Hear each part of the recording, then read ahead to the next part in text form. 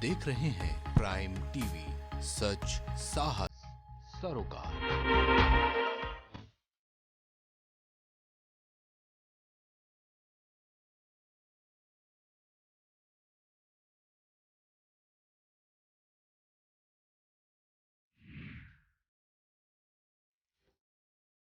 मुद्दई लाख बुरा चाहे तो क्या होता है, वही होता है जो मंजूर खुदा होता है।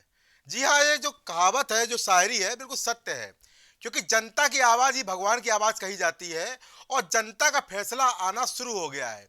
और जो हम फैसला देख रहे हैं लगातार, जो देश के सबसे बड़े राज्य यानी उत्तर प्रदेश में भारतीय जनता पार्टी 240 सीटों पे आगे चल रही है और साथ ही साथ विपक्ष की भूमिका में समाजवादी पार्टी 97 सीट पर आगे है। तो वहीं बसपा और कांग्रेस अपने अपनी जद्दोजहद में लगी हुई हैं, फिलहाल 5 और 4 के आंकड़े पर हैं। पर कहीं ना कहीं जो बातें हम देख रहे थे लगातार कि एग्जिट पोल जब आया था तो यही कुछ आंकड़े बताए गए थे और एग्जिट पोल पर लगातार विपक्ष ने हमला भी किया था और कई बड़े बड़े नेताओं ने कहा था कि कार्यकर्ता इन एग्जिट पोल से भ्रमित ना हो, ये मॉनिटर्ड हैं और बनाए गए हैं और जीत हमारी है। ऐसे तमाम जो वादे हैं और तमाम ऐसी बातें हैं वो नेताओं द्वारा की गई थी और बाकायदा लेटर भी जारी किया गया था बड़ी पार्टी द्वारा, चाहे सपा की बात करें चाहे कांग्रेस की बात करें। पर फैसला जो फिलहाल अभी दिख रहा है जनता जनार्दन का, पहले पोस्टल बैलेट की गिनती हुई, अब इसके बाद ईवीएम की गिनती हो रही है। हम लगातार देख रहे हैं कि जो माहौल है उत्तर प्रदेश में, भारतीय जनता पार्टी की सरकार बनते नजर आ रही है फिलहाल इस समय तक। और इस मतगणना की चर्चा में हम आज ये डिस्कस करेंगे, चर्चा करेंगे कि क्या वजह रही कि जो एग्जिट पोल ने दिखाया वही आ रहा है और जो विपक्ष वादे कर रहा था कि नहीं ऐसा नहीं होना है और हम सरकार बना रहे हैं, यह एग्जिट पोल पूरी तरह मॉनिटर्ड है। तो ये चर्चा का आज विषय है और चर्चा करने के लिए हमारे साथ भारतीय जनता पार्टी से देशबंधु दीक्षित जी जुड़े हुए हैं और कांग्रेस से प्रदीप तिवारी जी है। आपका दोनों कार्यक्रम में स्वागत है। तो क्या मानते हैं कि प्रदीप जी, कांग्रेस ने 160 सीटें महिलाओं को दी और उत्तर प्रदेश चुनाव की बात करें लगभग 560 महिलाएं लड़ रही हैं और कांग्रेस ने वादों के मुताबिक 160 सीटें महिलाओं को दी। तो क्या मानते हैं, यहां पर अभी देख रहे हैं प्रियंका गांधी लगातार बोल रही थी कि हमारा जो बहुमत रहेगा हम सरकार बनाएंगे, पर यहां पर जो स्थिति है बहुत दिलचस्प है और बहुत पीछे है। क्या मानते हैं? जिस तरीके से पिछले कई वर्षों में प्रियंका जी ने संघर्ष किया, जनता के मुद्दों को लेकर के संघर्ष किया और हम जनता की जो भी परेशानियां थी, विपक्ष का काम होता है अगर हम विपक्ष में हैं तो उनको उठाना। अगर जो सत्ता में बैठी सरकार है वो जो प्रदेश की जनता है उसके लिए कोई कार्य सही ढंग से उस प्रारूप को नहीं दे पा रही, उसको नहीं चला पा रही, तो हमारा काम होता है कि हम उसको उठाएं और प्रियंका जी ने और कांग्रेस पार्टी ने बखूबी उसको उठाने का काम भी किया। अब ये मौका था जनता के पास कि जनता उसको वोटों के माध्यम से परिणाम में बदलती। अब जो भी अभी फिलहाल तो अभी काफ़ी जल्दी है कि भारतीय जनता पार्टी की जिस तरीके से दिखाया जा रहा है कि सरकार बन रही है। अभी तो देखते हैं अभी परिणाम जो है आगे तो बदलने कहीं ना कहीं मानते हैं कि सक्रियता जो हुई है बहुत समय से नहीं हुई है, बहुत लेट सक्रियता हुई है। नहीं आप देखेंगे ना तो आप पिछले कई वर्षों से देखेंगे, ये नहीं कि आपने देखा हो कि समाजवादी पार्टी की सरकार रही हो या भारतीय जनता पार्टी जो सत्ता में थी वो भी जब कोरोना काल में निकल करके पीड़ितों के लिए नहीं आ रही थी तो कांग्रेस पार्टी की हमारी आदरणीय प्रियंका गांधी जी ने किस तरीके से बसों के माध्यम से लोगों को पहुंचाने का। और मैं आपको बता दूं, देखिए इस तरह से जो अभी रुझान आ रहे हैं, भारतीय जनता पार्टी 250 सीटों पर आगे चल रही है, समाजवादी पार्टी 105 सीटों पे आगे चल रही है, बहुजन समाज पार्टी 5 सीटों पे आगे चल रही है और कांग्रेस उसी 4 सीटों बढ़ी हुई है। तो यहाँ पर बड़ी बढ़त दिखाई दे रही है। भारतीय जनता पार्टी 250 सीटों पे आगे चल रही है और समाजवादी पार्टी 105 सीटों पे आगे चल रही है। तो हम चर्चा को जारी रखेंगे। प्रदीप जी, क्या मानते हैं कि सक्रियता, आपने कहा कि सक्रियता सही समय पे आई, मेरे हिसाब से सक्रियता उस समय आनी चाहिए थी जब आप शुरुआत कर रहे थे यहाँ पर चुनाव की। और यहाँ पर हम देखे हैं कि पिछले 8-9 महीने में ही प्रियंका गांधी जो कि कांग्रेस की राष्ट्रीय महासचिव में सक्रिय हुई हैं। नहीं, ये कहना गलत होगा कि 8-9 महीने से सक्रिय हुई हैं। वो पिछले लगभग 2.5 से 3 वर्ष हो गए। 2.5 से 3 वर्षों से जब से उनको उत्तर प्रदेश का प्रभार दिया गया, उत्तर प्रदेश की प्रभारी बनाई गई हैं, तब से वो उत्तर प्रदेश में जन मुद्दों को लेकर के सक्रिय रही हैं। वो कोई भी मुद्दा रहा हो सक्रिय रही। अब ये डिपेंड करता है जनता ने क्या सोचा, क्या मुद्दे उसके लिए रहे। हो सकता है कोई मुद्दा ऐसा रहा हो जो हम उस चीज़ को ना पकड़ पाए हों, इसलिए जनता ने आज प्रतिज्ञा और लड़की हूँ लड़ सकती हूँ का नारा तो अभी हाल में ही दिया है। मेरे ख्याल से ये महिलाओं वाला जो इन्होंने बात कही 40% महिलाओं को टिकट देने की बात कही थी, टिकट दिए भी हैं, तो वो पहले भी किया जा सकता, हो सकता है कि समीकरण को बदले जा सकती है। नहीं, हमने देखिए चुनाव के समय पे रहा हो या उससे पहले मैं आपको फिर बताना चाहूँगा कि कांग्रेस पार्टी लगातार उत्तर प्रदेश के साथ साथ जिन अन्य राज्य हों जहाँ पे चुनाव हो रहे हो या जहाँ पे चुनाव ना हो, विपक्ष में हो कांग्रेस पार्टी, वहाँ पे बढ़ चढ़कर वो जनता के मुद्दों के लिए लगातार संघर्ष करती रहती है।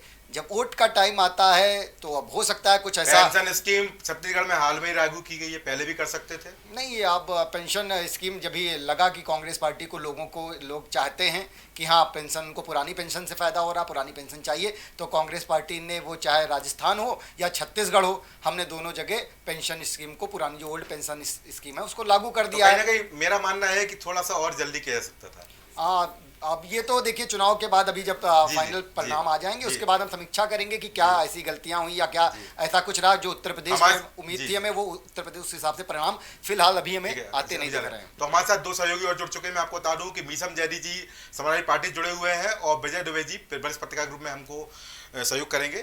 तो मीसम जी क्या मानते हैं यहाँ पर समाजवादी पार्टी, जो कि माना जा रहा था कल क्या वो लगातार बोल रहे थे कि रुझानों पर ध्यान मत दीजिए, एग्जिट पोल पर ध्यान मत दीजिए और सरकार हमारी बन रही है और कार्यकर्ता पूरे मनोयोग के साथ मतगणना स्थल पर तैनात रहे और सही से काउंटिंग करें, क्या मानते किस तरह का रुझान आ रहा अभी?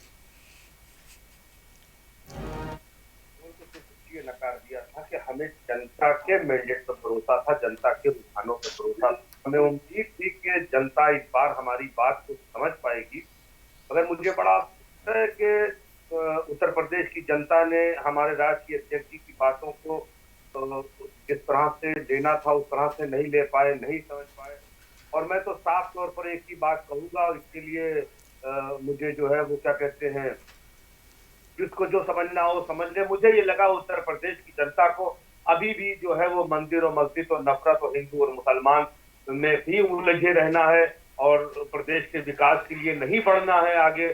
तो इसके लिए क्या कहा जा सकता है? हमसे गलती हो गई कि हमने विकास की बात करी, हमने हिंदू मुसलमान की बात नहीं करी, हमने मंदिर मस्जिद की बात नहीं करी, हमने जात पात की, धर्म की, विदेश की बात नहीं करी, हमने सबको लेकर के चलने की बात करी। मगर उत्तर प्रदेश जनता को मुझे लगा कि अभी भी भरोसा है, और जबकि देख चुकी है प्रदेश की जनता किस तरह से कोरोना काल में लोगों की जानें गई, किस तरह से लोगों को नौकरियों के अभाव में नौजवानों को लगा करने का काम, महिलाओं की इज्जत और आबरू लूटी गई। और उसके बाद भी अगर भारतीय जनता पार्टी को दिया जा रहा है तो मैं तो यही कहूंगा कि इसमें भी लोगों की रह गई जो हम जनता को अपनी बात नहीं समझा पाए, नहीं बता पाए, और सत्य पर असत्य की जीत हुई है। धन बल जीत, गरीब हार गया, किसान हार गया, महिलाएं हार गई, और क्या कह सकता हूँ अब। तो देशबंधु जी क्या मानते हैं कि मीसम जी ये कहना है कि जनता जनार्दन का फैसला वो समझ नहीं पाई और हम विकास की बात करने गए थे, पर यहाँ पर जनता ने वही पुराने मुद्दों पर ही वोट दिया है और किसान, नौजवान, बेरोजगार हार गया है, क्या मानते हैं? प्रभु जो दीन सो पर मैं पावा, अब सो मोहि देव भावा, सुन सिय सत्य आशीष हमारी, पूजा ही मनोकामना तुम्हारी। शिव भगवान, माता पार्वती, श्री राम और सीता जी को प्रणाम करते हुए आज मैं आपके चैनल पे कहना चाहता हूं, गौरव जी, मैंने कहा था 10 मार्च को मैं फिर आऊंगा, और आज ये जीत नहीं, अभी मैं इस बात को पूरा करता हूं, ये सत्य पे असत्य की नहीं, सत्यमेव जयते, सत्य ही जीतता है। मैंने कहा था और आज इस बात की पुष्टि आप सभी मीडिया बंधु का, सभी विपक्षी पार्टियों का, उत्तर प्रदेश की संपूर्ण 24 करोड़ जनता का अभिवादन करता हूं। और साथ में दिल की एक बात भी कह देता हूं, ये दिल मांगे मोर। और देखिएगा गौरव जी, अभी शाम तक नतीजे आते आते यह आंकड़ा 300 के पार, और हम 2/3 बहुमत से उत्तर प्रदेश में ऐतिहासिक दिन है आज, और ऐतिहासिक श्रद्धेय मुख्यमंत्री आदित्यनाथ योगी फिर से शपथ ग्रहण लेंगे, और ये आंकड़े अभी बढ़ते जाएंगे और पिछला आंकड़ा भी हम पार करेंगे। और यह हमारे सुशासन की डबल इंजन की सरकार है कि 5 वर्षों में हमने जो किए गए वादे थे वो 100% पूरे किए। 15 वर्षों की जो बदहाल व्यवस्था थी, उत्तर प्रदेश आज उस विकास के पथ पर चल गया है। आज उत्तर प्रदेश की जनता को जीवन की रक्षा चाहिए, भोजन चाहिए, नौकरी चाहिए, रोजगार चाहिए, और उसके लिए हमारी डबल इंजन की सरकार निरंतर और सतत प्रयास कर रही है। हमने जो कहा वो पूर्ण तक किया, और जो कहा वो करेंगे। हम अपनी बात को, आप हिंदू मुसलमान की बात करते थे, मैं बार बार इसी चैनल पे गौरव भाई कहता था कि हिंदू, मुस्लिम, सिख, ईसाई, हमारा पूरा भारत देश एक है, और विजय विश्व तिरंगा प्यारा। जहां राष्ट्रभक्ति की बात होगी, जहां देशभक्ति की बात होगी, पहले देश है, पहले राष्ट्र है, फिर हिंदू है, फिर मुसलमान है। सभी उत्तर प्रदेश की संपूर्ण जनता को मैं बधाई देता हूं, और साथ में देखिएगा आप, ये आंकड़े शाम होते होते हम लगभग 2/3 बहुमत को पार दूंगे। ये सुशासन की जीत है, ये महिलाओं बच्चों के भविष्य की जीत है, और हमारा उत्तर प्रदेश अब उत्तम प्रदेश और एक उज्जवल भविष्य की ओर अग्रसर है। चलिए, बाकी अपडेट्स के लिए हमारे सहयोगी शिखा इस समय न्यूज रूम से मौजूद हैं। शिखा, हमारे जो सहयोगी शिखा है वो न्यूज रूम से मौजूद हैं। तो क्या मानते, क्या और अपडेट्स आ रहे हैं, क्या बड़ी घोषणाएं आ रही हैं और क्या बड़े रुझान सामने आ रहे हैं शिखा? जी गौरव, दावे वादे तो बहुत किए जा रहे हैं, वहीं देखा जा रहा है आंकड़ों के हिसाब से कि बीजेपी बढ़त बनाती दिख रही है। लेकिन अगर बात करें हमारे न्यूज रूम की, तो यहाँ पे भी राजनीति चरम पे है, कोई पक्ष में जा रहा है, कोई विपक्ष में जा रहा है। तो हम अपने न्यूज रूम के जो भी हमारे साथी उनसे भी बात करेंगे, जानेंगे कि उनका रुझान किधर जा रहा है, क्योंकि आंकड़े तो बता रहे कहीं ना कहीं बीजेपी बढ़त बना रही है, सपा दूसरे नंबर पर है। लेकिन हमारे जो साथी हैं वो क्या कहते हैं, पहले उनसे जानते हैं। जो मुद्दे हैं उन पे भी हम बात करेंगे। जिस तरह से बीजेपी ने कई मुद्दे उठाए हैं, अपराध को खत्म करने का मुद्दा उठाया है, जिलों में कहीं ना कहीं अपराध होता नजर आया है, तो आपको क्या लगता है मितेश, क्या कुछ बदलाव होगा? जनता का रुझान आपको कैसा देखने को मिल रहा है? अभी आंकड़ों के हिसाब से देखा जाए कि बैलेट पेपर के बाद जब ईवीएम की काउंटिंग हुई है, उसके बाद बीजेपी काफ़ी आगे चल रही है, और हर अलग अलग कार्यालयों में बीजेपी के कार्यकर्ता भी रुझान अपना शोरगुल कर रहे हैं। हालांकि सपा बढ़त बनाई है, पर उस तरह से अभी आगे नहीं जा पाई है। जी, तो सपा आगे नहीं जा पाई है, और लोग जानते हैं क्योंकि हमारे यहाँ भी माहौल कुछ ऐसा ही है। कहीं पे बीजेपी के सपोर्टर्स हैं, तो कहीं पे सपा के, तो बसपा के भी सपोर्टर्स हैं हमारे ऑफिस में।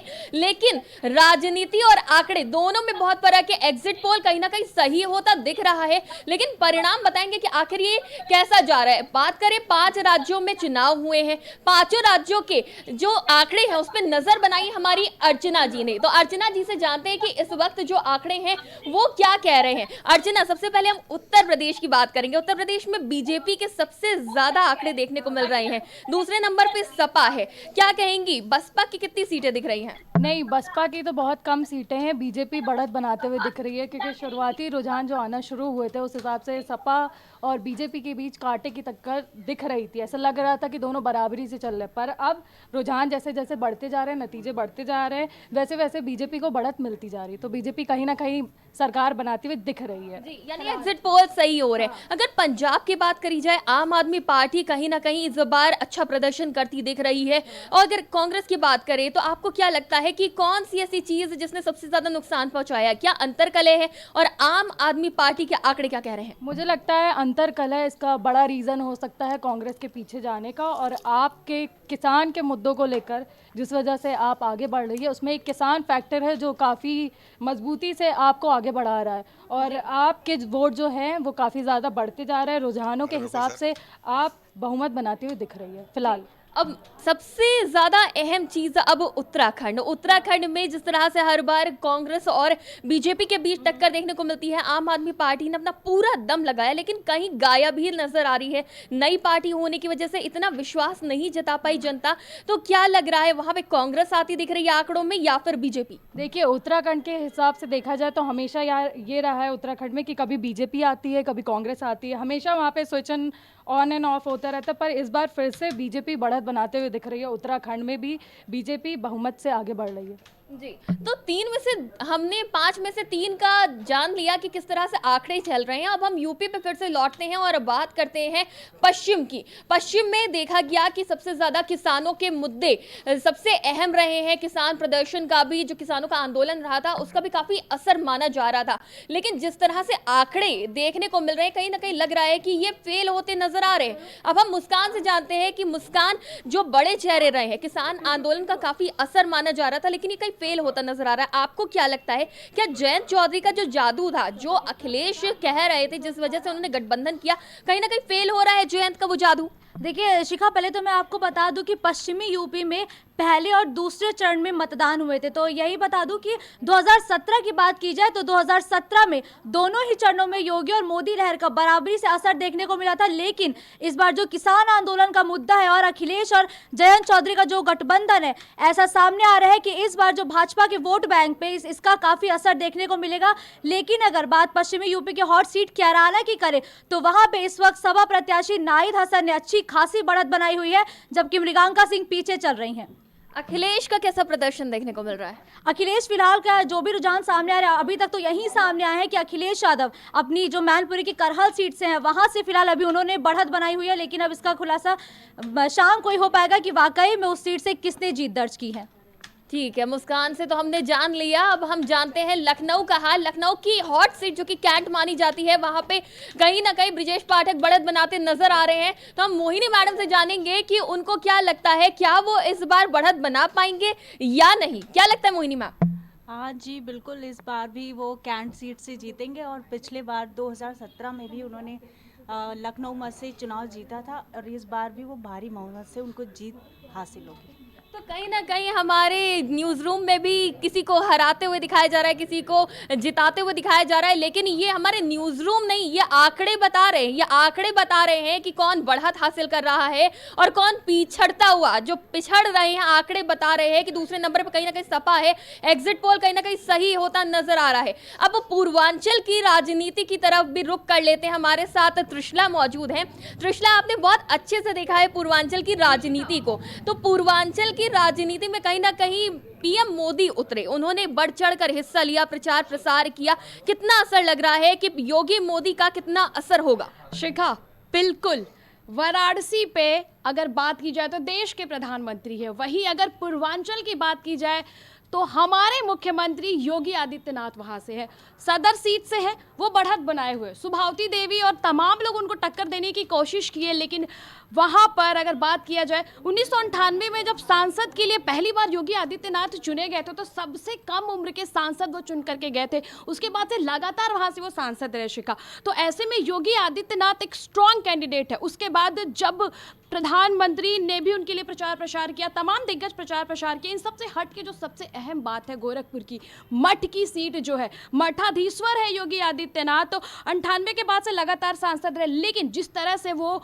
मुख्यमंत्री बनने के बाद अब वो मैदान में उतरे, विधायकी के लिए आए, तो उस पर एक सवाल भी खड़ा हुए। और अगर बात हम पूर्वांचल की कर ही रहे हैं तो जो हमारे बेसिक शिक्षा मंत्री हैं शिखा, सतीश द्विवेदी, वो खुद चुनावी मैदान में। और उनके अगर पक्ष विपक्ष की बात की जाए तो माता प्रसाद पांडे जो उनके राजनीतिक गुरु है और जो पूर्व विधानसभा अध्यक्ष है, ये भी एक दिग्गज है। सूचना सलाहकार अगर सलम बड़ी त्रिपाठी, कई बड़े चेहरे हैं त्रिशला। अगर बात करी जाए मुद्दों की तो मुद्दे कितने अहम है? बिल्कुल शिखा, मैं उसी पे आ रही थी। जो सलम बड़ी त्रिपाठी है वो सूचना सलाहकार है और उनको टिकट दिया गया है देवरिया से। देवरिया में सबसे बड़ा जो मुद्दा है वो चीनी मिलों का है। 10 साल से चीनी मिल बंद नजर आ रहा है, देवरिया गोरखपुर से सटा हुआ है। ऐसे में इतना बेरोजगारी होना, कहीं ना कहीं प्रधानमंत्री गोरखपुर के और देवरिया में इतना बेरोजगारी होना एक अहम मुद्दा है। तो वहाँ की गन्ना किसानों का मुद्दा भी था, तो क्या लगता है उसका असर पड़ रहा है? ये बिल्कुल असर पड़ रहा है। अब देखना ये आंकड़े तो कुछ और बता रहे हैं। बिल्कुल नहीं, अगर बात के पत्थर देवा विधानसभा की तो वहाँ से जो पुराने मंत्री वहाँ से है, लेकिन अगर बात देवरिया सदर की जाए तो वहाँ पर अजय सिंह को, जन्मेजय सिंह के लड़के का टिकट काट करके अजय सिंह को दिया गया और सपा से दिया गया, भारतीय जनता पार्टी से नहीं दिया गया। वहां से एक नए चेहरे सलम बड़ी त्रिपाठी को सूचना सलाहकार को उतारा गया।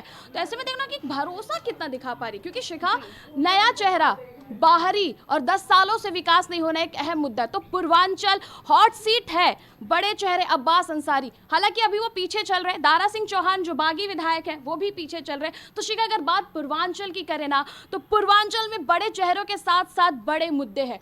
पूर्वांचल में बेरोजगारी के एक अहम मुद्दे हैं। पूर्वांचल में जो दूषित पानी का मुद्दा है शिखा, एक अहम मुद्दा बना रहा। बीमारी ग्रस्त लोग होते रहे और लगातार सीएम पे भी सवाल उठते रहे, क्योंकि सीएम पूर्वांचल के हैं, वो मठाधीश्वर है, वो गोरखपुर बहादुर से। फिर अगर गोरखपुर पे वापस आए जो शिखा, तो काजल निषाद एक नेत्री है, उनको उतारा गया है और इतने बड़े चेहरे के सामने उतारा गया है। समाजवादी पार्टी ने एक बहुत बड़ा रिस्क लिया। अगर बात किया जाए वहाँ के भारतीय जनता पार्टी के दिग्गज की, तो कई बार से वहाँ पर फतेह बहादुर सिंह कई बार से वहाँ पे विधायक है, उनका गढ़ कहा जाता है। ऐसे में सबसे बड़ा जो टक्कर देखने को मिल रहा है वो तो बिल्कुल हमारे मुख्यमंत्री का है ही, वो देखने को मिल रहा है फतेह बहादुर सिंह और काजल निषाद में। एक नेत्री कितना टक्कर, क्योंकि अगर शिखा देखा जाए तो 2017 में भाजपा की नीति थी सेलेब्स को उतारना, नेत्रियों को उतारना, क्रिकेटर्स को उतारना। जी शिखा।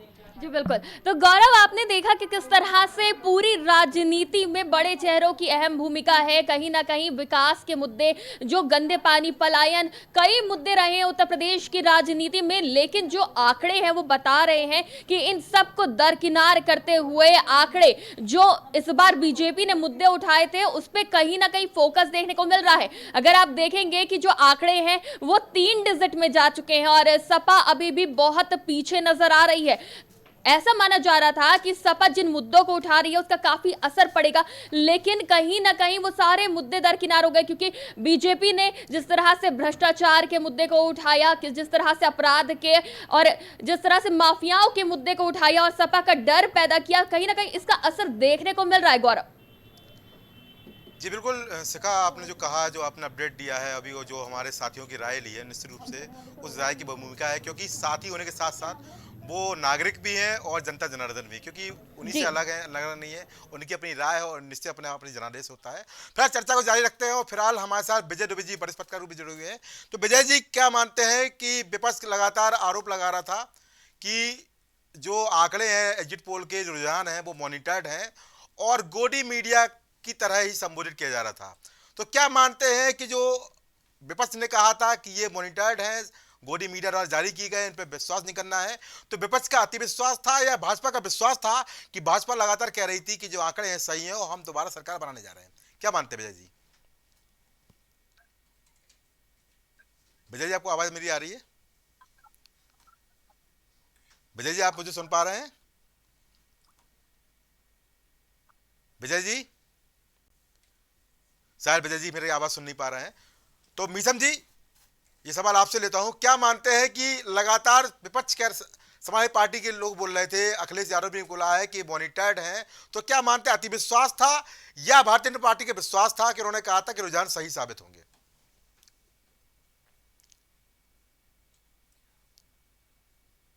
कि हमको विश्वास भी था और हमें उत्साह भी था और हमें उम्मीद भी थी कि हमें जो है वो फुल मैंडेट मिलेगा जनता के द्वारा, बट ऐसा नहीं हुआ।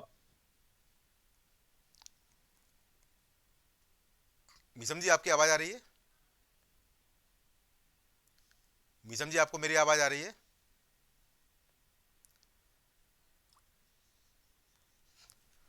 चलिए ठीक है।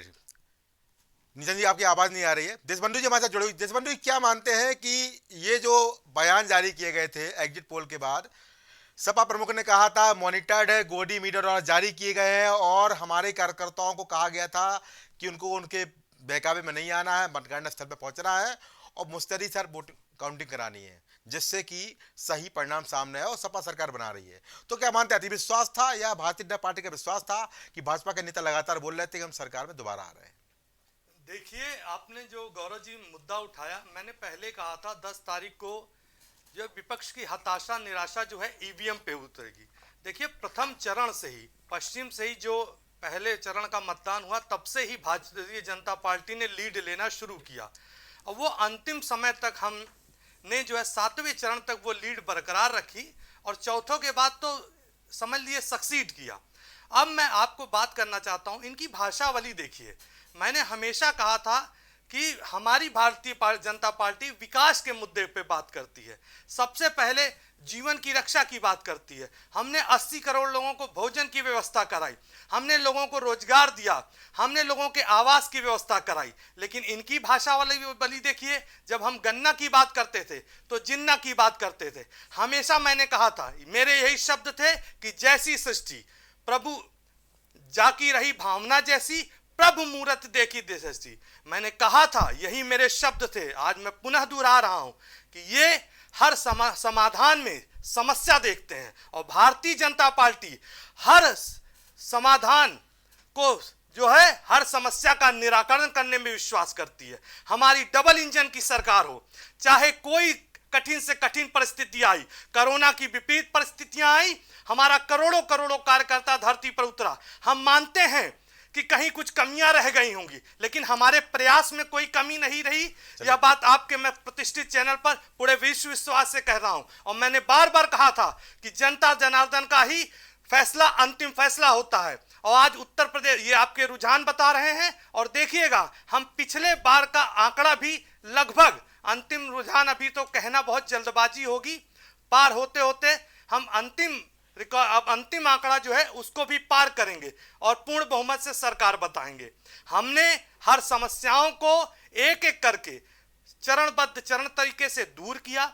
सबसे पहली बात, भय, राग, द्वेष, इस भावनाओं से उत्तर प्रदेश को निकालकर आज प्रेम, आपसी समन्वय और प्रगति के बाद की सोच पर ले आए। हमारी सोच हमेशा विकास की रही। इनका विकास, आपने इत्र की खुशबू को देखा, उन बातों को मैं दोहराना नहीं चाहता हूं, लेकिन आप बताइए, हमने इनके 15 वर्षों के कुशासन के जो जर्जर स्थिति के थे वो भरे थे। हमने तब भी कहा था, लेकिन विपक्षी दलों ने बार बार प्रश्न उठाए। मैंने कहा था कि 10 तारीख को आएगी। उत्तर प्रदेश की जनता समझदार है, आपके आंकड़े बता रहे हैं और रुझान बता रहे हैं कि हमें सभी वर्गों का, सभी संप्रदायों का वोट खुलकर मिला और भरपूर मिला। इसके लिए मैं उत्तर प्रदेश की जनता को और सभी जो लोकतंत्र का चौथा स्तंभ था, आप सभी मीडिया बंधु ने दिन रात मेहनत की, इसके लिए सभी बधाई के पात्र हैं। और हमारा विकास अब देखिएगा, आने वाले 5 वर्षों में हम उत्तर प्रदेश को भारतवर्ष का नंबर 1 राज्य बना देंगे। चलिए, विजय दुबे जी पत्रकार ग्रुप में जुड़े हुए हैं। विजय जी, क्या मानते हैं, जो रुझान थे अभी जो दिए गए थे एग्जिट पोल, और उसके बाद अब जो रुझान आ रहे हैं, बिल्कुल जैसे ही एग्जिट पोल कहा गया था वैसे ही आ रहे हैं। विपक्ष समाजवादी पार्टी लगातार बोल रही थी मॉनिटर्ड है, पर अब क्या कहा जाएगा, जो एग्जिट पोल का रुझान है वही रुझान आ रहा है। एग्जिट पोल तो तभी आएगी जबकि हम मतगणना से काउंटिंग चालू करेंगे। और जो ट्रेंड आ रहा है, मैं कहूँगा कि वो ट्रेंड जो है वैसे ही अपील हो रहा है जबकि काउंटिंग हो रही है। तो और जो ऐसा नहीं था कि सब लोगों ने ये कहा था कि ऐसे ही रुझान आएंगे। कुछ लोगों ने जो अपना एग्जिट पोल कंडक्ट किया था उसमें कुछ के ट्रेंड अलग भी थे। मैं अगर नाम तो भास्कर भी उसमें ऐसा था जिससे, या देशबंधु था ऐसा जिसने ऐसा किया था। एक कोई साउथ का भी चैनल था, उसने भी ये बात कही थी कि समाजवादी पार्टी की सरकार बन सकती है। तो देखिए, जो एग्जिट पोल होते हैं, एग्जिट पोल का बेस क्या है, किस तरीके से एग्जिट पोल कंडक्ट किया जा रहा है, किस एजेंसी के पास किस प्रकार से उन्होंने अपना पैटर्न डेवलप किया है। तो ये एग्जिट पोल जो है वो कभी भी 100% सटीक नहीं होते। पहले भी बहुत अच्छा हो चुका है, मतलब जैसे दिल्ली की आपकी सरकार बनी थी, इसके पहले वाले बीजेपी आ जाएगी वहां पे, लेकिन सरकार तो केजरीवाल की आई। तो हम उस अटल जी की सरकार के बारे में भी बातें होती हैं। तो ये जो है एग्जिट पोल एग्जैक्ट पोल नहीं हो सकते। ट्रेंड आ सकता है, कई बार वो एग्जैक्ट ट्रेंड अपीयर हो सकता है, लेकिन ये कहना कि 100% सटीक होगा तो ये संभव नहीं है। वो एग्जिट पोल ही होता है, एक सर्वे ही होता है, और जो एजेंसी सर्वे कर रही है वो उसके पीछे के जो प्लानिंग्स हैं, जो उनके क्वेश्चंस हैं, जो एग्जैक्ट ग्राउंड रिपोर्टिंग है, वो सारी चीजें बहुत मैटर करती है। लेकिन ये जो ओवरऑल माहौल था, इस माहौल को भी रीड करना पड़ेगा, जो कि एग्जिट पोल के अलग था और जो जमीनी लड़ाई चल रही थी। देखिए, बहुत बार ये होता है कि चीजें जो है अंडर करेंट के रूप में चल रही होती हैं और ऊपर नजर नहीं आती हैं। तो आप हर वक्त जैसे साहब की एग्जैक्ट चीजें रीड कर लेंगे हम, या 100% पकड़ लेंगे, ऐसा नहीं होता है। पर क्या तो मानते विजय जी, क्या मानते कहाँ कमी रह गई है? क्योंकि जिस तरह से भारतीय जनता पार्टी को रुझान आ रहा है, सारे पार्टी पीछे चल रही है, और जो अन्य पार्टी थी, चाहे बसपा की बात करें, चाहे कांग्रेस की बात करें, लड़की हूँ लड़ सकती हूँ नारे के साथ आई थी आम आदमी पार्टी, जो कि पंजाब में चमत्कार की तरह आ रही है, उत्तर प्रदेश में कहीं इनका स्तर पर नजर नहीं आ रहा है। नहीं, देखिए, जो पंजाब की बात आप कर रहे हैं, पंजाब में जो चीजें मतलब इलेक्शन के पूरे पीरियड में अपीयर हुई हैं, आप उसको जरा सा गौर करिए और उसको ये देखिए कि जो कांग्रेस का पैटर्न था वहां लड़ने का, और जो उनके डिक्लेरेशन थे, वो जैसा लग रहा था कि कांग्रेस सोच सोच के कदम उठा रही है। लेकिन केजरीवाल का रुख अटैकिंग सा लगा था। उन्होंने भी अपनी चीजें प्लानिंग के साथ पुट अप की, लेकिन वो जो आक्रामक रुख है और जो जनता के बीच में अपीयरेंस है, जो लोगों को उन्होंने अपनी बातें रखी, पंजाब के लोगों ने उसे एक्सेप्ट किया। दूसरी बात है, जो ये पिछले 5 सालों की पंजाब की सरकार थी, उस सरकार ने जो लोगों के बीच जो मैसेजिंग दी, जो काम किए, जो तौर तरीके थे काम करने के, या कहूं कि जो घटनाक्रम थे, वो घटनाक्रम कहीं ना कहीं, देखिए पंजाब एक समृद्ध राज्य है, और जो पंजाब में बाहर विदेशों में बहुत ज्यादा लोगों का वो है, व्यवसाय है, लोग रह रहे हैं, उनका वो कम्युनिकेशन बहुत अधिक है। तो अगर आप उसको एक डेवलप स्टेट के रूप में लेंगे तो ज्यादा बेहतर होगा। और जो आंदोलन पूरा अभी देखिए, कुछ तथ्य हैं जिनसे आप इनकार नहीं कर सकते। जैसे किसान आंदोलन की शुरुआत पंजाब के किसानों ने की, हम इसको नकार नहीं सकते। ये अलग बात है कि बाद में जिस प्रकार से किसान आंदोलन को मोदी सरकार ने डील किया, क्योंकि उनको ये साफ लग रहा था कि हम उत्तर प्रदेश में अगर इस आंदोलन को हमने सही ट्रैक नहीं किया तो ये हमारे लिए दिक्कत पैदा करेगा, और उस रणनीति में वो पीछे हटे, बैकफुट पे गए हैं इतने लंबे समय के बाद। तो ये सोची समझी चीजें थी।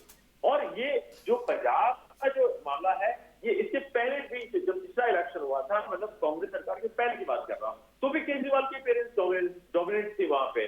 तब भी ये कहा जा रहा था कि केजरीवाल की पार्टी जो है, आपका हो सकता है कि यहाँ पर ठीक ठाक एक्सपीरियंस मिले, वो सरकार भी बना सकते हैं, ये भी बात कही जा रही थी। तो लेकिन ये जो है, ये समय और पिछले घटनाक्रम को लोग याद रखते हैं। मैं ये मानता हूं कि जो भी पार्टी की ओर से जो घटनाक्रम वहां हुए हैं, चाहे वो अपने मुख्यमंत्री को हटाना हुआ, या पंजाब का चीफ बताना हुआ, या सिद्धू जी की बातें जो है, मतलब वो सारी जो चीजें हैं, उसका लोगों ने नोटिस लिया और लोगों ने अपनी बात जो है वोट के माध्यम से रखी है। जैसा कि आपने कहा, यही कह सकता हूं विजय जी, जैसा कि आपने कहा कि किसान आंदोलन पंजाब से शुरू हुआ था, तो किसान आंदोलन का जो नुकसान है वो भाजपा को तो दिख रहा है, पर कांग्रेस को विशेष फायदा नहीं हुआ। इसका सारा श्रेय आम आदमी पार्टी ले गई। क्या मानते हैं, कैसे मॉडरेट हुआ है किसान आंदोलन आम आदमी पार्टी पक्ष में? हाँ, आप बिल्कुल सही कह रहे हैं। मैं इस बात को इन शब्दों में अगर कहूं कि किसान आंदोलन शुरू से ये कहता रहा कि हम नॉन पॉलिटिकल हैं, उन्होंने तो नहीं कहा था। बीच में सारी पार्टियां उसमें होते हैं। अब कांग्रेस को माना जा रहा था कि किसान आंदोलन की बैकिंग जो है कांग्रेस कर रही है, क्योंकि ये भारतीय जनता पार्टी आरोप लगा रही है, तो इसलिए इस प्रकार से जोड़ा गया उसको। लेकिन ये जो आरोप प्रत्यारोप है राजनीति में चलते रहते हैं, कोई नई बात नहीं है। तो जो सत्ता में बैठा हुआ जिसके खिलाफ आंदोलन है, वो तो किसी न किसी को आरोपित करेगा ही ना, अपनी सेफ साइड तो लेगा ही ना, अपने डिफेंडिंग एंगल पर पुटअप करेगा। तो वो बीजेपी सरकार ने किया था। और देखिए, इम्पैक्ट अभी भी किसान आंदोलन के लोगों का हरियाणा में आपको नजर आएगा। किसान आंदोलन के लोग असल में बाद में जो एक सेक्शन पॉलिटिकलाइज होने लगा था, उसको भी लोगों ने अपने साथ से लिया होगा। तो ये सब चीजें, और ये मत कहिए कि जो है आम आदमी पार्टी ने उसको अपने फेवर में कन्वर्ट कर लिया। मैं इस बात को मानने को कतई तैयार नहीं हूँ। विकल्प ग्रुप में शामिल हुई, विकल्प ग्रुप में आई है। किसान आंदोलन से ना कांग्रेस को लाभ मिला है, ना भाजपा को लाभ मिला है, आम आदमी पार्टी इसको लाभ उठाई है। और निश्चित रूप से मेरा मानना यह है कि आम आदमी पार्टी को पंजाब के लोगों ने विकल्प के रूप में स्वीकार किया है, जैसा दिल्ली में हुआ था। बेहतर विकल्प साबित हो रही है। आप सही कह रहे हैं, विकल्प के रूप में ही आम आदमी पार्टी वहां पर सेकेंड लोगों का ऑप्शन था, और लोगों ने उसको एक्सेप्ट किया। अब एक विकल्प की बात और करें तो आम आदमी पार्टी के केजरीवाल का लगातार कहना था कि गोवा में भी हम सरकार बनाने जा रहे हैं, पर गोवा में स्थिति पलट है पंजाब से। क्या मानते हैं गोवा की स्थिति पर? जी देखिए, आप गोवा की अगर आप बात कर रहे हैं तो मैं वहां पर ममता बनर्जी की पार्टी को भी पुटअप करूंगा जी। और जो महाराष्ट्र से लगे हुए, क्योंकि लगा हुआ स्टेट है, तो महाराष्ट्र के लोग, पार्टियां जो भी हैं, वो भी डोमिनेंस में अपना अपीयरेंस डाल रहे थे वहां पे। जैसे शिवसेना की बात करते हैं तो लगातार राहुल के बयान अगर आप देखें तो वो गोवा के बारे में कह रहे थे। लेकिन जो ममता दीदी की एंट्री जो थी वहां पे, वो गोवा में बिल्कुल पूरी तरह से अलग थी, और उन्होंने अपना एक स्टेट साइड लेकर उन्होंने कहा था कि छोटा स्टेट है, हम यहाँ ट्राई करने जा रहे हैं। और उन्होंने कांग्रेस के लोगों को तोड़ा। वो लोग गए तृणमूल कांग्रेस में। इवन मैं कहूं कि अगर पिछला कांग्रेस का मुख्यमंत्री वहां फेस के रूप में उनके लिए अकेले उनके काम हुआ है, क्योंकि देखिए छोटा स्टेट है, तो छोटे स्टेट में ये सब संभावनाएं बनती है कि आप बहुत इजीली ऑपरेट कर सकते हैं, क्योंकि वो मेजॉरिटी जो है वो एक इलाका ही है। मीसम जी हमारे साथ जुड़ी हैं। मीसम जी, क्या मानते हैं कहाँ कमी रह गई भाई? बड़ा मेहनत की गई थी, 300 यूनिट बिजली देने की बात भी की गई थी, तमाम वादे भी किए गए थे, पेंशन स्कीम भी दोबारा लागू करने की बात की गई थी, कहाँ कमी रह गई? जनता समझ नहीं पाई? नहीं रहेगी। आपने देखा कि बहुत पूरे दम खम से पूरे जोश हमारे राष्ट्रीय अध्यक्ष जी हैं, जनता के बीच जा करके उन्होंने अपनी बात को रखा और जनता के बीच में बताया। बट आप देख रहे थे कि भारतीय जनता पार्टी की पूरी मशीनरी लगी थी, धन बल लगा था। हो सकता हो कि हम उतना नहीं लुभा पाए जितना उन्होंने लुभाने वादे किए, और हो सकता हो फिर से अब की बार उत्तर प्रदेश की जनता जुमले में आकर के फंस गई और फिर तो उसको सुहाने जो सपने दिखाए गए भारतीय जनता पार्टी के द्वारा, उसको दिखाने में हम नाकाम रहे। हम उन बातों को नहीं बता पाए और जनता को समझाने में, जैसा कि मैंने पहले भी कहा कि हमने नफरत की राजनीति को छोड़ करके हमने विकास की राजनीति की बात करी, हमने प्रदेश को देश को आगे बढ़ाने की राजनीति करी। और भारतीय जनता पार्टी के प्रवक्ता, अब तो भाई वही कहावत है कि जब उनके मुंह में चावल है तो चबलाने वाली बात है कि उनको अब लग रहा है कि सरकार बन रही है, मगर वही भारतीय जनता पार्टी के प्रवक्ता और भारतीय जनता पार्टी के बड़े बड़े नेता जो बिलों में घुस गए थे डर के मारे और वो निकल के बाहर आ गए हैं। हो सकता है कि जो जिस तरह से मैंने अभी देखा आपने कि इससे पहले भारतीय जनता पार्टी ने जो अपना मैनिफेस्टो जारी किया था उसकी इन्होंने कभी बात नहीं करी 5 साल, और अब की बार भी देखते हैं कि 5 साल में किस तरह से जनता का फायदा कर सकते हैं, गरीबों का फायदा कर सकते हैं, किसानों का फायदा कर सकते हैं, उनकी आय दुगनी कर सकते हैं। और देखने वाली बात है कि अब तो इनको फुल सरकार से मतलब मैंडेट मिल चुका है और फिर डबल इंजन की सरकार है इनकी। और हम तो यही चाहते हैं कि प्रदेश किसी तरह से आगे बढ़े, देश आगे बढ़े, नफरत खत्म हो जाए, जातिवाद खत्म हो जाए और इस तरह के जो महिलाओं के साथ और नौजवानों की जो परेशानियां हैं, महिलाओं की जो परेशानियां हैं, उनको सरकार दूर करने का काम करे। और हमेशा से ही हमारे राष्ट्रीय अध्यक्ष जी ने हम लोगों को भी यही सीख दी है, हम समाजवादियों को यही एक सीख दी है कि किसी तरह से गरीबों की मदद करना। और रही बात, ठीक है 5 साल विपक्ष में रह करके फिर हम जनता के लिए काम करेंगे। अगर ये आपके जो रुझान है अगर ये नतीजों में बदल जाते हैं तो हम फिर 5 साल उसी तरह से दमखम लगा करके और मेरे राष्ट्रीय अध्यक्ष जी पुनः आज ही से ही और अभी से ही फिर से जनता के बीच में और जनता के सुख दुख बांटने का कार्य करेंगे और जनता के बीच में निकलने का काम करेंगे। और हम लोग भी साथ में उनका हाथ साथ देंगे और एक दूसरे की मदद करके एक दूसरे के साथ मिल करके जनता की, प्रदेश की जनता के दुख को सहने का काम और उनके दुख सुख को पूरा करने का काम करेंगे। सपा लगातार बोल रही थी कि जो बेरोजगार हैं, नौजवान हैं, जो वैश्य वर्ग है, जो व्यापारी वर्ग है, ये लगातार शोषित किया जाता है और किसान खासे नाराज है बीजेपी से। फिर क्या मानते हैं वोट बैंक कैसे बीजेपी में चला गया? जी आपको मेरी आवाज आ रही है? हाँ हेलो, आप मुझसे पूछ रहे हैं? जी आप ही से पूछ रहा हूँ। हाँ, मैं ये कह रहा हूँ कि देखिए अब ये तो वही बात हो गई कि जनता को उनके कौन से वादे और कौन सी बातों पे अभी भरोसा है। हो सकता हो कि उनको एक उम्मीद हो अभी भी कि देश के प्रधानमंत्री और गृह मंत्री ने फिर से आकर के हमसे वादा किया और एक बार हाथ जोड़ा और एक बार हमसे फिर से पुनः 5 साल का समय मांगा। वादे आपने भी तो किए थे, आपके वादे काम नहीं आए। वादे आपने भी किए थे, 300 यूनिट बिजली का भी वादा किया था, पेंशन का भी वादा किया था, तो कहीं वादों में कमी रह गई क्या? किया था और हम वादे को पूरा करते अगर हमको उत्तर प्रदेश की जनता मौका देती, और अगर हम ना पूरा करते तब आप ये सवाल कर सकते थे कि आपने वादा किया और पूरा नहीं किया। मेरा कहने का मतलब ये है कि ठीक है, जिन लोगों के अकाउंट में 15 लाख रुपए नहीं आए वो उम्मीद करेंगे कि आपकी 5 साल में 15 लाख रुपए माननीय प्रधानमंत्री और माननीय योगी जी की मदद से डबल इंजन की सरकार से उनके अकाउंट में पैसे आ जाएं, किसानों की आय दुगनी हो जाए, एमएसपी काला कानून खत्म हो जाए, देश में खुशहाली हो, किसान हमारा पश्चिम की तरह खुशहाल हो जाए, नौजवान को जो रोजगार देने की बात करी थी 70 लाख युवाओं को, उनको रोजगार दे दिया जाए। तो प्रदेश की खुशहाली के लिए तो हम अग्रसर हैं और आगे भी रहेंगे। और रही बात सत्ता में रहने और न रहने की, हमको सत्ता का कोई लालच भी नहीं है और न ही हम किसी तरह का कोई मोह और माया है और हमारे पास ना ही इतना आकूत धन और दौलत है कि लोगों को हम पैसा बांट करके लोगों को लुभा करके सत्ता में आकर के बैठ जाओ और काबिज हो जाए। हम जनता की सेवा करना चाहते हैं, सेवा भाव से फिर हम आगे बढ़ करके काम करेंगे और हम सैल्यूट करेंगे अपने राष्ट्रीय अध्यक्ष जी को, उन्होंने अकेले पूरी सिस्टम से, पूरी सेंट्रल से लेके यूपी का कोई ऐसा नेता, कोई ऐसा मंत्री नहीं था देश का कि यहाँ तक के ऐसा कोई गवर्नर नहीं था कि गाजीपुर के गवर्नर को मेरे पास खबर आई कि वो बैठ करके गली गली प्रचार कर रहे हैं। जिस तरह से भारतीय जनता पार्टी ने अपनी पूरी ताकत झोंक करके और एक माननीय राष्ट्रीय अध्यक्ष जी को हराने के लिए पूरा डबल इंजन सरकार इसी में ही लगा दी गई हो, तो मैं क्या कहूंगा उसके लिए कि उसके बाद भी हमारे राष्ट्रीय अध्यक्ष जी ने बखूबी लड़ाई लड़ी तो मीसम जी क्या में प्रदेश के लोगों के तो लिए। मीसम जी क्या मानते हैं, सपने दिखाने में या वादे करने में कहीं ना कहीं थोड़ी और कमी रह गई या देर से आए? नहीं, देर से नहीं आए और हम तो शुरू से ही लड़ाई लड़ रहे थे किसानों की, मजदूरों की। देखिए ऐसा है कि हो सकता हो कि एक बार ये भी देखा जाता है कि केंद्र के अंदर भारतीय जनता पार्टी की सरकार है और चाह के प्रदेश में एक बार बना के देखें ताकि तकरार ना हो, तो ये भी एक बहाना न रह जाए कि सेंट्रल से हम इतना पैसा पास करते हैं और उत्तर प्रदेश के लोग उस पैसे को जो है सही यूटिलाइज नहीं करते हैं और उनके लोग भ्रष्टाचार कर लेते हैं। तो ये भी कहने की बात नहीं रही कि अब उनकी सरकार है तो उन लोगों की मदद करें, आगे बढ़ाएं। देश और प्रदेश बढ़ना चाहिए, प्रदेश के लोगों की मदद होना चाहिए। और एक बात और जरूरी है कि ये जो हिंदू और मुसलमान की जात पात की नफरत है, मैं चाहूंगा भारतीय जनता पार्टी में इससे उभर के और बढ़ चढ़ करके काम करे और इससे उभरने का फैसला करे। देशबंधु दीक्षित जी बोल रहे हैं कि कोरोना के समय से लेकर अब तक लगातार खाद्यान्न दिया जा रहा है, कोई भी गरीब भूखा नहीं सोया है। इसका प्रभाव मानते हैं क्या? देखिए, भूखा ना सोना और खाना देना अच्छी बात है। गौरव जी सभी चीजों का पड़ा और सबसे बड़ी बात है, देखिए जीवन से बड़ा कुछ नहीं होता है।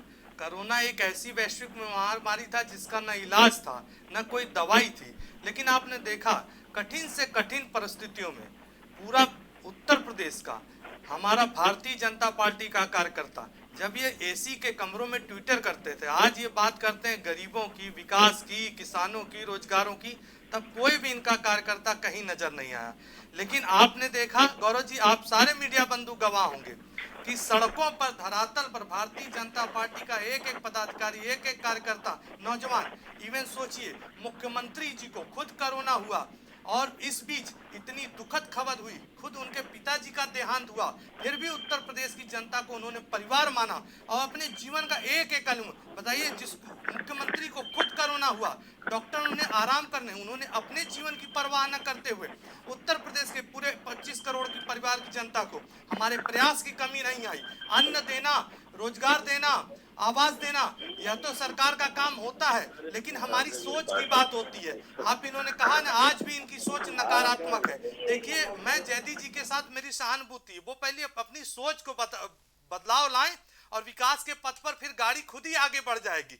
पहले हमारे पास विजन भी है, हमारे पास रोड मैप भी है। हम उत्तर प्रदेश को आपके चैनल के माध्यम से आश्वस्त कराना चाहते हैं कि उत्तर प्रदेश विकास के पथ पे आगे बढ़ेगा और डबल इंजन की सरकार किसी के साथ भेदभाव न किए हुए पूरे संपूर्ण उत्तर प्रदेश के नागरिकों को अपना परिवार मानकर सभी साथी संप्रदाय और वर्गों के साथ न्याय करेगी, सुशासन करेगी और विकास के पथ पर आगे बढ़ाएगी। आपको क्या लगता है सपा आदमी पार्टी में क्या कमी रहेगी? लगातार उन्होंने भी लंबे लंबे वादे किए हैं, 300 यूनिट बिजली भी दे रहे थे, पेंशन स्कीम भी लागू कर रहे थे, तो सपा पार्टी से कहाँ कमी रह गई है आपके मुताबिक? गौरव जी, जैसा आपने बताया, मैंने इनका पत्र पढ़ा नहीं है, लेकिन जो आपने कहा बिजली की यूनिट, यही जब आप बताइए सपा और बसपा की सरकारों में आप बताइए सारी चीजें मिली बंद हो गई, इन्होंने उत्तर प्रदेश को खस्ता हाल में कर दिया, सारे घोटालों में इनके हैं। आज भी आप देख लीजिए, इनके बड़े से बड़ा नेता जो है उसके ऊपर केसेस चार्जेस रहे हैं। आपने देखा होगा 2 असफल किए प्रयोग जो किए। आज मैं तार्किक रूप से कहना चाहता हूं, आप बताइए कांग्रेस पार्टी के 2 जो लोग हैं वह बेल पर छूटे हुए हैं और उनके साथ इन्होंने गठबंधन किया। आज जनता मूर्ख नहीं है, देखिए वो अपना भला बुरा समझती है। आप अगर किसी को डरा कर, धमका कर अपनी बात मनवाना चाहेंगे, आप बताइए इनकी सूची आई, पहली ही सूची में पहला नाम जो है नाहिद हसन का आया। जब आपराधिक प्रवृत्ति के लोगों को आप टिकट देंगे तो उत्तर प्रदेश की जनता समझ सकती है। आप भाषावली का उपयोग देखिए, आपने क्या कहा कि 6 महीने तक किसी अधिकारी का ट्रांसफर पोस्टिंग नहीं होगा, पहले हिसाब किताब होगा। अब ये भाषा सोच के देखिए, उत्तर प्रदेश की जनता बहुत भोली भाली है और बहुत समझदार है, वो अपना भला बुरा, अच्छा बुरे का ज्ञान सबको है। और आपने जो किया, जब हम गन्ना की बात करते थे, आपने किसान आंदोलन को हमने बनाया 3 कानून बनाए, आपने किसान आंदोलन का इतना हो हल्ला मनाया, उस पे छदम राजनीति की, लेकिन आप बताएं वह किसानों के प्रति कैसे? हमने बार बार इसी चैनल पे मैंने कहा, आप पुरानी डिबेट भी गौरव जी देख देंगे कि 2006-7 में रंगनाथन समिति आई और उसने एक रिपोर्ट बनाई, इन्होंने उसको नहीं लागू किया। हम उनके आय के उत्पादन के लिए प्रयासरत हैं और करेंगे, डबल नहीं ट्रिपल आय भी करेंगे। और आने वाले 5 वर्षों में हमारे पास रोड मैप भी है, विकास का एक जरिया भी है, और हम सभी वर्गों को साथ लेकर उत्तर प्रदेश विकास की गति में आगे बढ़ेगा। और देखिएगा, निसंदेह भारत का सर्वोत्तम राज्य हो। मीसम जी जवाब ले। मीसम जी क्या बोल रहे हैं? इनका कहना है कि पहली सूची आई और अपराधियों को टिकट दे दिया, यही रणनीति रही है अपराधियों को आगे बढ़ाते, इसलिए ये सत्ता से बाहर हो रहे हैं। हकदार हो गए देश बंधु की, तो चाहे बोले तो सैया भाई कोतवाल अब डर का है कि आप तो जो चाहे करें, जो चाहे बोले, जो चाहे कहें, और जो बात इन्होंने ईमानदारी से कही है, हाथ कंगन को आरसी क्या, पढ़े लिखे को फारसी क्या, बिल्कुल बिल्कुल आप जीत गए हैं, जनता ने आपको मैंडेट दिया है, कार्यों को लेकर मैदान में गए हैं। मैं जो बोल रहा हूँ अच्छा नहीं है, सोच की बात है। आपने अंतिम समय तक मैंने कहा था लास्ट में आप लोग के पास हताशा निराशा वही आएगी, यही और आशा आपका है सारा का सारा और यही उम्मीद है। पर चला जाएगा। आप सही कह रहे हैं, जनता को यही आशा, यही उम्मीद है कि जिस तरह से आपको सराखों पे रखा है, और हम उम्मीद करेंगे कि आप जनता की धरातल पे रही और हम अपनी जनता को अपनी बात सोच ईमानदार कारनामदार जो आपके वादे हैं, मुझे लगता है कि पर आप खरा जनता की मदद करें। जनता ने आपको सराखों पे बिठाया है, तो आप उनके वादों पर खरे उतरे और जनता का सेवा करने का आपको दोबारा मौका मिला है उत्तर प्रदेश में। इसके लिए भी आपको बधाई कि आप जनता की सेवा करें और जनता के लिए आगे बढ़े। और वही बात हमने क्या कहा और हमने किसको टिकट दिया, अब ये तो बात गई गुजरी, बातों को करने का कोई फायदा नहीं। उत्तर प्रदेश की जनता ने आपको चुन करके बिठाया है, हम उम्मीद करेंगे कि अब की बार आप उनकी जनता की उम्मीदों पर और अपने वादों पर खरे उतरे। विजय दुबे जी, अगला सवाल मेरा आपसे है कि भाजपा हटा दें, सपा हटा दें, तो बसपा, कांग्रेस और आम आदमी पार्टी बड़ी पार्टियां हैं और बड़े बड़े वादे किए थे, बिजली यूनिट फ्री देने की बात की थी, पेंशन स्कीम लागू करने की बात की थी, और कहा था कि बहुमत के साथ आ रहे हैं। इन 3 पार्टियों पे क्या कहेंगे? देखिए,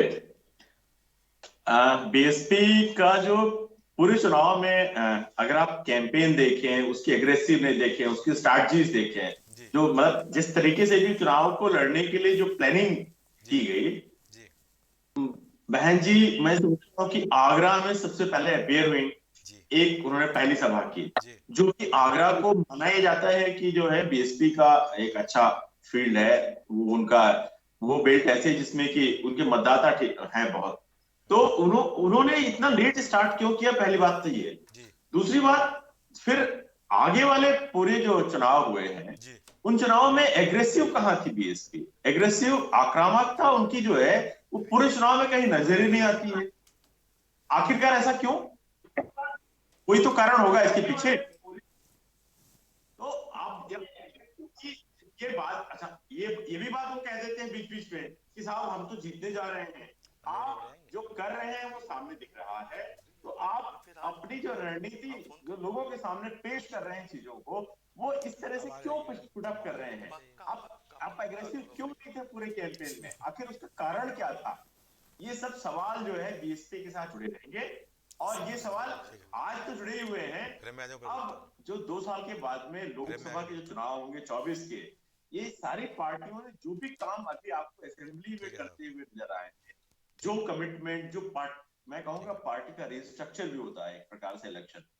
जब आप पार्टी के बारे में सोचते हैं कि हमारे कौन कौन लोग कहाँ पर हैं और किस तरह से उनका एक्टिवेट किया जाए, किनको जोड़ते हैं, किनको फेस बनाते हैं, ये गठजोड़ पार्टियों के बीच में होना एक अलग स्थिति है। लेकिन एक पार्टी चाहे रीजनल लेवल की पार्टी हो, लेकिन उसको रीजनल लेवल पे भी अपना जो ढांचा है पार्टी का, उसको खड़ा करना होता है, उसको सक्रिय रखना होता है, और लोगों का पार्टिसिपेशन चाहिए, क्योंकि ये तो लोकतंत्र है ना, लोगों का तंत्र है, ये किसी व्यक्ति का तंत्र नहीं है। तो ये कहीं ना कहीं बीएसपी के साथ में एक नेगेटिव पॉइंट है मैं कहूं। और कई बार ये भी आरोप लगाए हैं कि बीएसपी जो है उसने जो भी पैटर्न कैंडिडेट्स का था उसको कुछ ऐसा डेवलप किया जिससे वो वोट काट सके। वो जो है केवल बीएसपी के बीएसपी के कैंडिडेट्स को, एसपी के कैंडिडेट्स को हराने के लिए बीएसपी के कैंडिडेट उस पैटर्न पे डाले गए। और इंडिकेशन ये भी कहा जाता है कि ये जो है इंडिकेशन किसी और से जब सत्ताधारी दल थे। तो ये बातें भी जो कही गई पूरे चुनाव में। कांग्रेस की जहां तक बात आप कह रहे हैं, कांग्रेस की स्थिति देखिए, प्रियंका गांधी ने अपनी बातें बहुत स्पष्ट तौर पे अपने लोगों के बीच रखी हैं, और मैं समझता हूं कि जो कांग्रेस का ढांचा था उसको एक सक्रिय रूप देना, उसको दोबारा से खड़ा करना, और लोगों के बीच चाहे एक पक्ष को लेके अपनी पार्टी का एक व्यू रखना, इसमें कांग्रेस सफल रही है। उसमें आपको ये मानना पड़ेगा कि प्रियंका गांधी की जो लीडरशिप है उसने उत्तर प्रदेश में कांग्रेस को जो भी वोट परसेंटेज आज आपको मिलेगा इसके बाद में, उसमें ये पता चलेगा कि कांग्रेस जो है कितने परसेंट वोट के साथ में पुनः दोबारा आपको उत्तर प्रदेश में सक्रिय मिलेगी। और एक्चुअली राष्ट्रीय पार्टी होने के नाते कांग्रेस को ये जरूर देखना होता है हर वक्त कि जो जैसे लोकसभा के चुनाव होंगे उसमें कांग्रेस अपने लिए किस प्रकार से चीजों को दोबारा से स्ट्रैटेजिक बनाती है, किस प्रकार से जो प्लेटफॉर्म अभी खड़ा हुआ है इसको इस्तेमाल करती है। तो मुझे लगता है कि कांग्रेस ने उस लिहाज से कोई कोर कसर छोड़ी नहीं है, और जो कितने शॉर्ट पीरियड में जितना वो कर सकते थे उन्होंने किया है, और इसका उनको लाभ आने वाले समय में मिलेगा।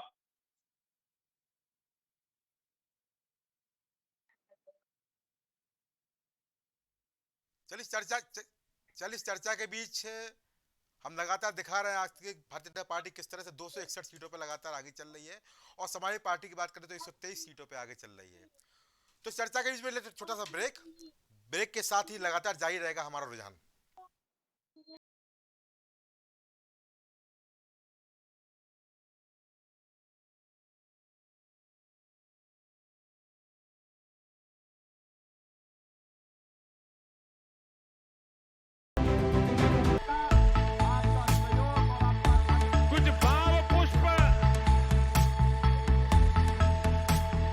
आप देख रहे हैं प्राइम टीवी, सच साहस सरोकार।